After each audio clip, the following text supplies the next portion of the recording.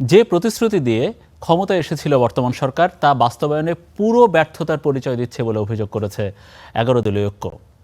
জুলাই গণহত্যা সহ সব হত্যাকাণ্ডের বিচার নিশ্চিত করতে না পারলে তাদের ক্ষমতা ছাড়ার পথ খুঁজতে হবে বলেও হুঁশিয়ারি উচ্চারণ করেছেন নেতারা। বিকেলে রাজধানীর বিজয়নগরে সমাবেশে তারা আরও অভিযোগ করেন, বিএনপি এখন ফ্যাসিস্টদের পথেই হাঁটছে। আওয়ামী লীগ সরকারের আমলে গুম, খুন ও গণহত্যার বিচারের দাবিতে রাজধানীর বিজয়নগরে এই সমাবেশের আয়োজন করে ১১ দলীয় ঐক্য। এতে অংশ নেন বিভিন্ন রাজনৈতিক দলের শীর্ষ নেতারা। বাংলাদেশের মাটিতে আমরা কোনো ফ্যাসিবাদ আসতে দেব না।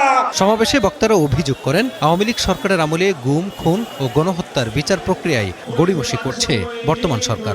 যাদের রক্ত দিয়ে আপনারা ক্ষমতায় এসেছেন, আমরা সেই দিন বদলের রাজনীতি করতে চাই। যদি বিএনপি সরকার বাংলাদেশে আমাদের এই মজলুম মানুষের বিচার করতে সক্ষম না হয়, ইনশাআল্লাহ ১১ দলীয় জোট আগামী নির্বাচনে ক্ষমতায় গিয়ে সকল গুম, খুন, নির্যাতন এবং জুলুমের বিচার বাংলার মাটিতে করবে। বিএনপির কাছে এই বিচার দাবি করে লাভ নেই। তাই আসুন, আমির জামাত যে ঘোষণা দিয়েছেন, আরেকটি বিপ্লবের প্রস্তুতি নিতে হবে। জুলাই গণহত্যা সহ সব হত্যাকাণ্ডের বিচার নিশ্চিত করতে ব্যর্থ হলে বর্তমান সরকার পূর্ণ মেয়াদে ক্ষমতায় থাকতে পারবে না বলেও হুঁশিয়ারি দেন ১১ দলের শীর্ষ নেতারা।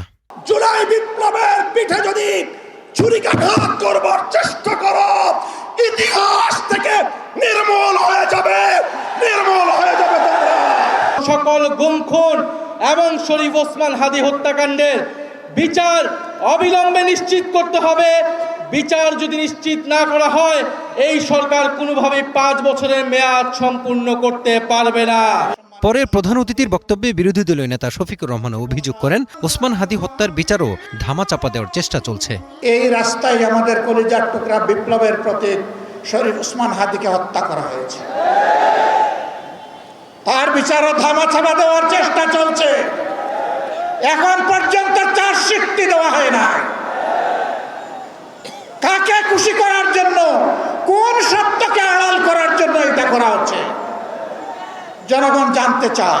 দুর্নীতি, চাঁদাবাজ রুখতে দেশে আরও একটি বিপ্লব অনিবার্য হয়ে উঠেছে দাবি করে শফিকুর রহমান হুঁশিয়ারি দেন, দেশে আর কোনো ফ্যাসিবাদ মেনে নেওয়া হবে না। Mazharul Islam, star news.